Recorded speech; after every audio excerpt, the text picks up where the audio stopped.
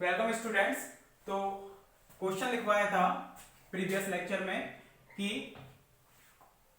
चतुर्विम आकाश में जो उचित समय अंतराल है वो क्या रहेगा, निश्चल रहेगा। इस तरह से तो इस क्वेश्चन के लिए हम लेकर चलेंगे कि हम जानते हैं कि जो चतुर्विम सदिश की लंबाई का वर्ग है, चतुर्विम सदिश की लंबाई का वर्ग है वो कैसा रहता है, निश्चल रहता है।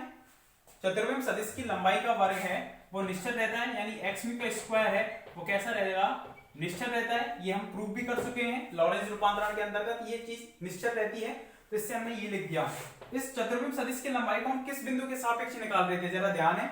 इस तरह से हम एक चतुर्विम आकाश मान रहे थे, यहां से इस बिंदु के सापेक्ष एक्स वाई जेड आयोटा सी टी, तो इसका मूल बिंदु के सापेक्ष दूरी निकाल रहे थे। यदि इसको हम यहां पर ना लेकर इस तरह से कोई दो पॉइंट लेते, ये x1 y1 z1 iota ct1, तो दो बिंदुओं के बीच की दूरी का वर्ग ही तो क्या कहला रहा था, चतुर्विम सदिश की लंबाई का वर्ग।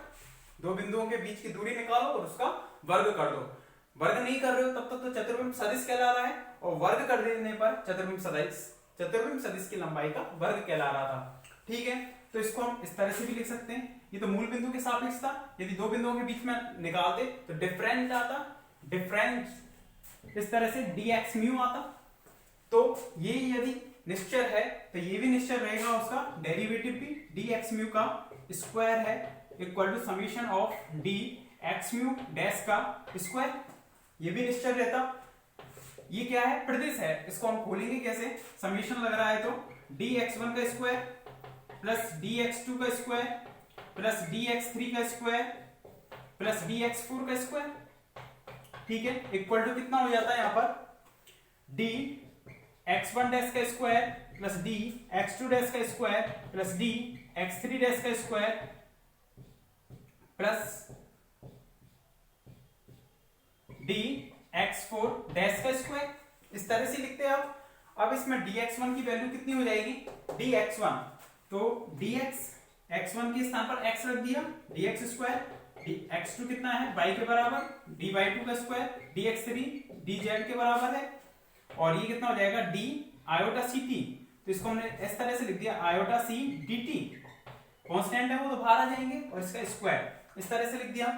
यहां पर हमने लिख दिया dx का स्क्वायर x डैश का square plus d y dash का square plus d z dash का स्क्वायर और प्लस में आयोटा c dt डैश का होल स्क्वायर। अरे लिख सकते हैं इसको, समीशन का स्क्वायर है वो खोला है, समीशन को हमने इस तरह से लिख दिया, चार घटकों तक दोनों तरफ। अब हम क्या करते हैं, आयोटा सी को बाहर निकालते हैं।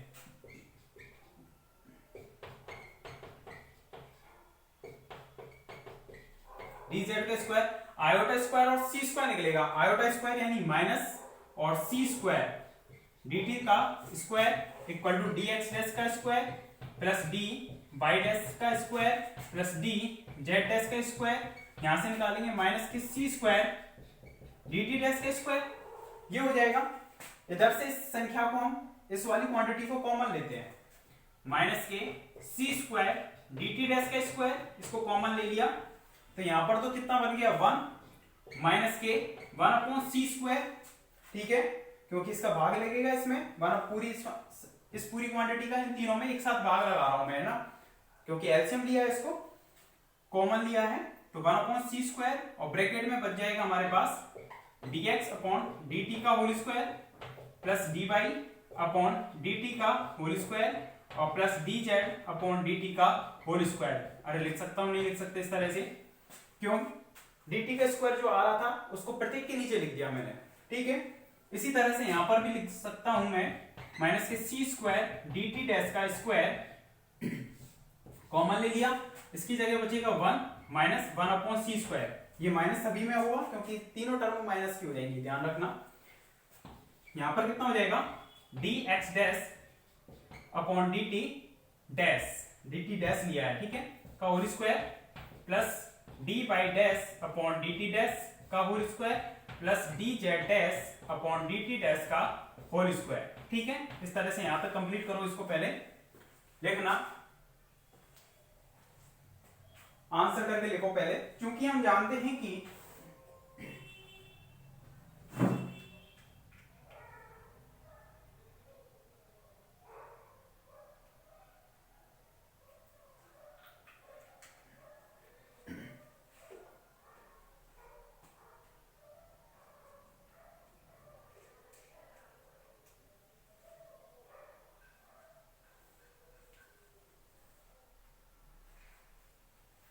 चूंकि हम जानते हैं कि चतुर्बिम्ब आकाश में चतुर्बिम्ब सदिश की लंबाई का वर्ग निश्चल रहता है। चूंकि हम जानते हैं कि चतुर्बिम्ब आकाश में चतुर्बिम्ब सदिश की लंबाई का वर्ग चतुर्बिम्ब आकाश में चतुर्बिम्ब सदिश की लंबाई का वर्ग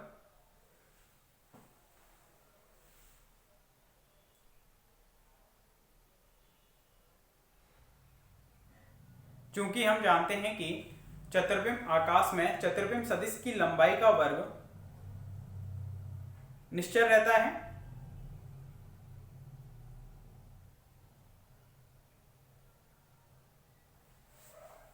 यानी कि समेशन एक्स म्यू का स्क्वायर इक्वल टू निश्चल। इसके बाद समेशन इस तरह से लिख दिया निश्चल को, निश्चल का यानी एस और एस डैश में सेम वैल्यू बनी रहेगी। इसके बाद यदि हम दो बिंदुओं के सापेक्ष देखते हैं तो अंतर आ जाएगा उसको, और अंतर को हमने समेशन को खोलते हुए इनकी वैल्यू रखते हुए कॉमन लिया है बस। कौन कौन? Minus C square D T dash का dt आएगा यहाँ पर, ठीक है, dt का स्क्वायर कॉमन लिया है और उधर dt डैश है। लिख दो कंप्लीट यहां तक।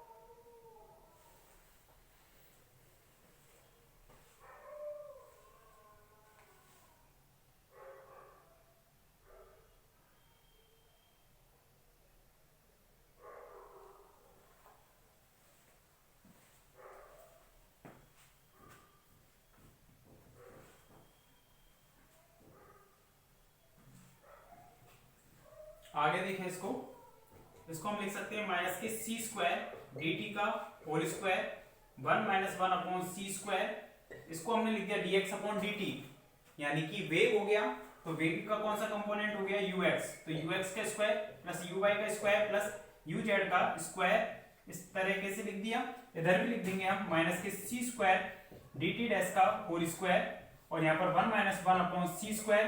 कितना लिखेंगे इसको? ux डैश का स्क्वायर प्लस uy डैश का स्क्वायर प्लस uz डैश का स्क्वायर, ठीक है, इस तरह से लिख दिया।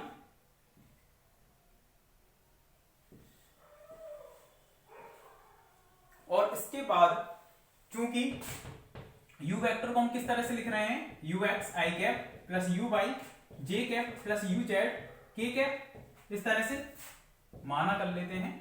माना u वेक्टर इस तरह से है, तो u वेक्टर का मोड यानी कि u है वो कितने के बराबर हो जाएगा? Root of ux square plus uy square plus uz square, इस तरह से। तो u स्क्वायर इक्वल टू कितना हो जाएगा? ux square plus uy square plus uz square, इस तरह से हो जाएगा।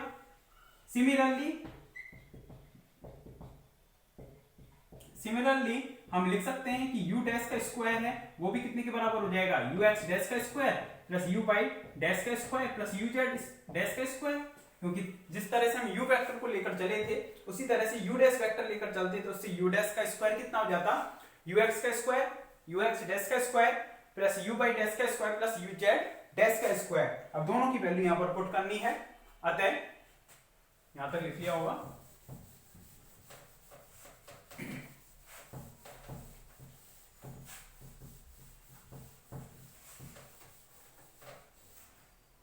तो कितना हो जाएगा? अतः कैसे लिखेंगे? माइनस के, हाँ एक चीज और देखो, माइनस सी स्क्वायर से माइनस सी स्क्वायर भी कैंसिल आउट हो जाएगा, तो कितना बचेगा? D T square equal to या 1 माइनस के you square upon C square, ये हो जाएगा, और equal to D T dash का स्क्वायर ठीक है, 1 माइनस के यू डैश का स्क्वायर अपॉन सी स्क्वायर, ये हो जाएगा। और दोनों तरफ अगर हम वर्गमूल करते हैं तो D T root of 1 minus के you square upon C square equal to, यहां पर लिख दिया हमने D T dash root of 1 minus u dash square upon C square. इस तरह से यहां तक कंप्लीट करो पहले। ये चीज निकल कर आई हमारे पास, चतुर्विम सदिश के लंबाई का वर्ग, उसको निश्चल मानते हुए, निश्चल लेते हुए हमने ये चीज प्रूफ की है समय के रूप में।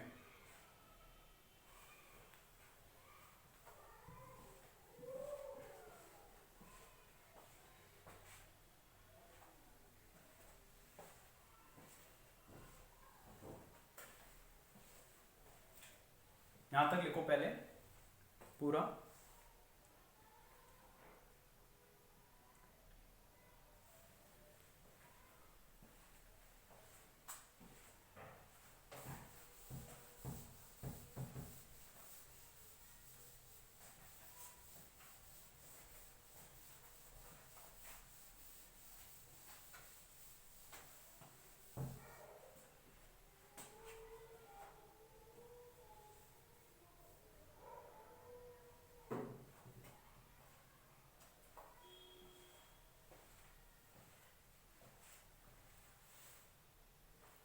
तो देखें इसमें इस वाली जो पद की विमा है वो समय के बराबर होगी। समय है v, वेग अपॉन वेग कैंसिल आउट हो जाएगी, वेग अपॉन वेग, तो इधर की भी समय के बराबर है और इधर की समय के बराबर है।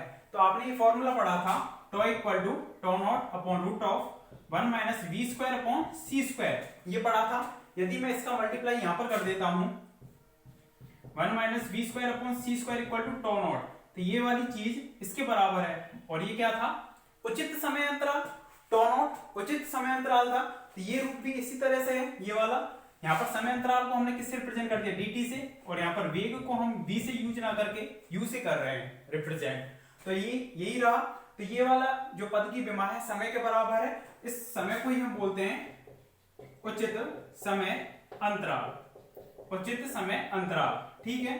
इस समय को हमने अगर रिप्रेजेंट कर दिया डी टॉ से, तो ये तो किस फ्रेम में रहा, एस फ्रेम में, और ये वाली स्टेप किस में रहा, पद एस डैश फ्रेम में। तो दोनों में सेम बना हुआ है क्योंकि इक्वल साइन है, एस और एस डैश में बराबर बना हुआ है। मतलब हम कह सकते हैं कि ये पूरी क्वांटिटी यानी कि उचित समय अंतराल चतुर्विम आकाश में कैसा रहता है, निश्चल रहता है। कैसा रहेगा, उचित समय अंतराल निश्चल, यानी कि D tau equal to D tau dash, D tau equal to D tau dash. तो यहां तक लिखने के बाद एक लाइन लिखें,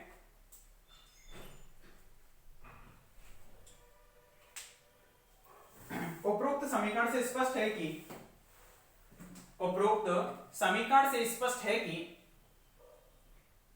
dt root of 1 minus you square upon C square की विमा, dt root of 1 minus you square upon C square की विमा समय के तुल्य है, समय के तुल्य है, जिसे उचित समय अंतराल कहते हैं। dt root of 1 minus you square upon C square की विमा समय के तुल्य है, जिसे उचित समय अंतराल कहते हैं।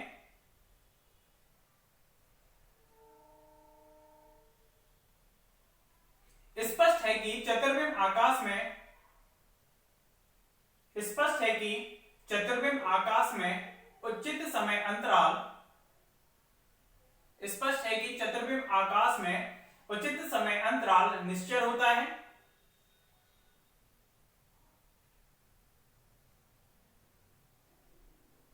उचित समय अंतराल निश्चल होता है यदि उचित समय अंतराल को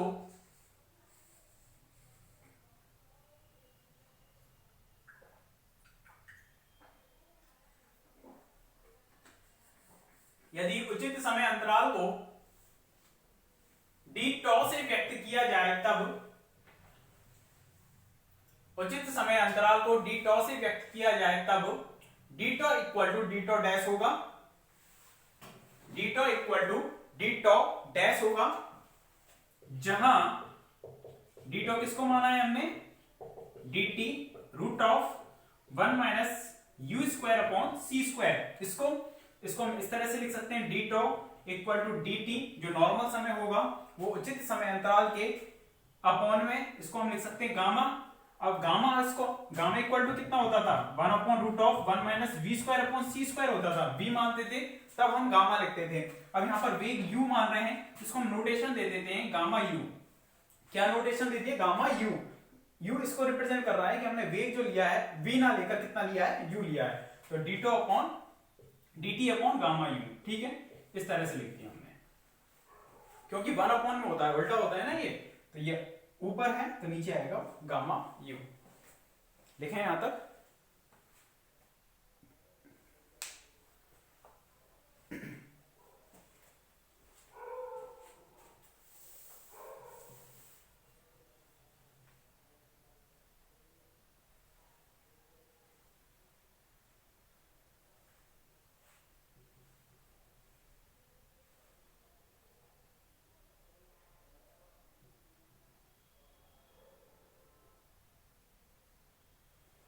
इसके बाद नेक्स्ट क्वेश्चन लिखिए।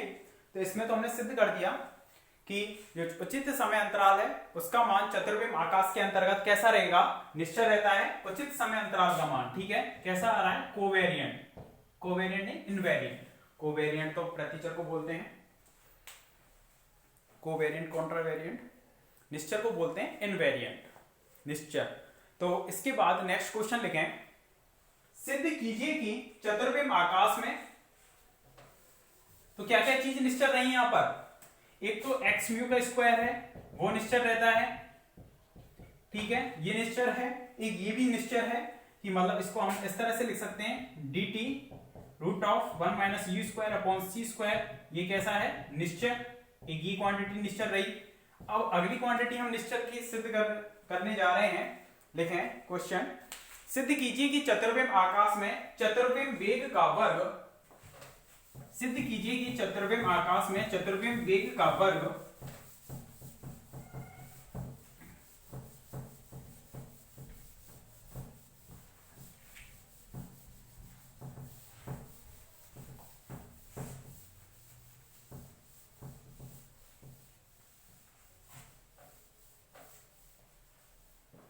सिद्ध कीजिए कि चतुर्विम आकाश में चतुर्विम वेग का वर्ग निश्चल रहता है, अर्थात चतुर्विम आकाश में चतुर्विम वेग का वर्ग निश्चल रहता है, अर्थात वेग को हम रिप्रेजेंट कर रहे हैं u से। तो चतुर्विम वेग के रूप में लिखना है तो u म्यू लिखा। चतुर्विम वेग का वर्ग निश्चल रहता है, यानी कि ये सिद्ध करना है, अर्थात समीशन ऑफ u म्यू का स्क्वायर इक्वल टू निश्चल। और पूरा फोकस इधर करो, पूरा फोकस इधर करो। देखो हम नॉर्मली वेग को किस तरह से लिखते हैं, वेग बराबर कितना होता है dx अपॉन dt या dy अपॉन dt या dz अपॉन dt, मतलब दूरी में समय के साथ परिवर्तन ही क्या कहलाता है, वेग कहलाता है। तो यहाँ पर जो चतुर्विम वेग है हम उसको किस तरह से रिप्रेजेंट करेंगे, चतुर्विम वेग उसको रिप्रेजेंट कर रहे हैं हम u म्यू से। ठीक है, तो चतुर्विम वेग है तो चतुर्विम ही दूरी आएगी, यानी dx म्यू, यानी चतुर्विम सदिश में उचित समय अंतराल। पहले हम dt लिखते थे त्रिविम में, यहां पर हम लिखेंगे डी टॉ। दूरी बटे समय ही आएगा आने को तो, लेकिन दूरी कौन सी आएगी चतुर्विम सदिश की, और समय कौन सा आएगा उचित समय अंतराल डी टॉ। क्योंकि जब आपेक्ष की गति होती है तो वहां पर समय है वो भी धीमा या फास्ट हो जाता है। कौन सी गतियों के लिए, आपेक्षीय गतियों के लिए। तो हम नॉर्मली यहाँ पर बात उन्हीं की कर रहे हैं, रिलेटिविस्टिक मोशंस की। ठीक है, तो चतुर्विम वेग क्या होता है कि चतुर्विम सदिश में उचित समय अंतराल के सापेक्ष जो परिवर्तन है वही क्या कहलाता है चतुर्विम वेग। चूंकि जहां करके लिख दो कि जहां डी टो इक्वल टू कितना था, अभी निकाला था D T upon gamma you, इस तरह से। तो यू म्यू इक्वल टू कितना हो जाएगा gamma U D x mu upon D T, ये हो जाएगा। ठीक है, चूंकि एक्स म्यू इक्वल टू कितने था, X mu equal to X mu चतुर्विम सदिश की जो घटक थे x1 x2 x3 x4 थे, इनको हम किस तरह से लिख सकते हैं x by z iota C t, या लिख सकते हैं इन तीनों को एक साथ लिख सकते हैं आर वेक्टर के फॉर्म में, और इसको लिख देंगे हम आयोटा सी टी। ये लिखने का तरीका है, ये लिख सकते हो। इनके मान कितने होते हैं ये लिख दिया, एक्स बाई जेड किस में रिलेटेड होते हैं? ये आर वेक्टर, क्योंकि आर वेक्टर को आप कैसे लिखते हो? X I cap plus by J cap plus Z के कैप, उस तरीके से। तो आर वेक्टर इनको लिख दिया कंबाइन करके और आयोटा सी टी प्रदर्शित करने का ये तरीका है। और यू म्यू, तो चतुर्विम सदिश का प्रथम जो घटक होगा चतुर्विम वेग का, चतुर्विम वेग का, इसको हमने इक्वेशन 1 बोल दिया, इसको बोल दिया 2। चतुर्विम वेग का प्रथम घटक किस तरह से लिखोगे बताओ? 4 घटक होंगे इसमें, u1 u2 u3 u4। तो u1 इक्वल टू कितना हो जाएगा बताओ? Gamma u dx1 upon dt। तो गामा u dx1 को कितना लिख दिया? dx अपॉन dt, और dx अपॉन dt को हम अभी कितना लिख रहे थे? ux। तो gamma u ux, gamma u ux क्या आ गया? चतुर्विम वेग का प्रथम घटक आ गया। इसको हमने इक्वेशन बोल दी 3। ठीक है, इस तरह से हो जाएगा। इसके बाद चतुर्विम वेग का द्वितीय घटक निकालते हैं हम, क्योंकि इसके चारों घटक निकाले थे, तो 3 तो ये होते हैं, चौथा ये होता है। तो यू म्यू को हम किस तरह से लिखेंगे? इसके चारों कंपोनेंट होंगे u1 u2 u3 u4। ठीक है, ये होगा। तो इसमें इनको निकाल रहे हैं हम, तो पहला तो निकाल लिया, दूसरा निकाल रहे हैं। ठीक है, तो देखो चतुर्विम वेग का द्वितीय घटक, द्वितीय घटक कितना हो जाएगा? u2 equal to gamma u dx2 अपॉन dt। इस तरह से लिखेंगे गामा u dx2, तो d by upon dt, x2 कितने के बराबर है? बाई के बराबर। और गामा u इसको कितना लिख देंगे हम? u by, gamma u by, equation number 4। ठीक है, चतुर्विम वेग का तृतीय घटक, तृतीय घटक वो कितना हो जाएगा? u3 equal to gamma u dx3 अपॉन d3। तो गामा u dx3 को हमने लिख दिया dz अपॉन dt। इसको कितना लिख देंगे? गामा u z, और इसको डाल दिया इक्वेशन नंबर 5। ठीक है, तृतीय घटक आ गया। चतुर्थ घटक के लिए u4 equal to gamma u dx4 upon dt। तो गामा u d आयोटा सी T upon dt, dt upon dt, iota C बाहर निकल जाएगा, dt अपॉन dt 1 हो जाएगा। तो कितना बचेगा? आयोटा सी गामा u। ठीक है, ये बच जाएगा। और इक्वेशन नंबर इसको डाल देंगे 6। यहां तक लिखें, पहले आंसर लिखो, आंसर करके लिखो। चतुर्विम सदिश x म्यू में, चतुर्विम सदिश x म्यू में समय टॉ के सापेक्ष परिवर्तन की दर,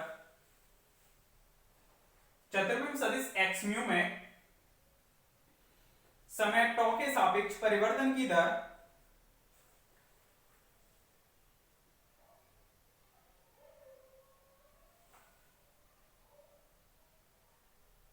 समय टॉ के सापेक्ष परिवर्तन की दर चतुर्विम वेग कहलाती है।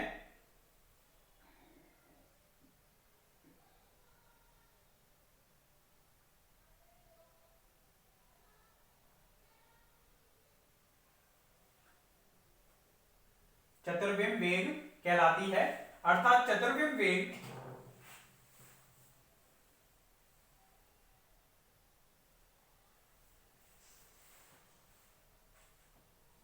अर्थात चतुर्विम वेग, और पूरा लिख दो इसको, u4 तक पूरा लिख दो, समीकरण 6 तक।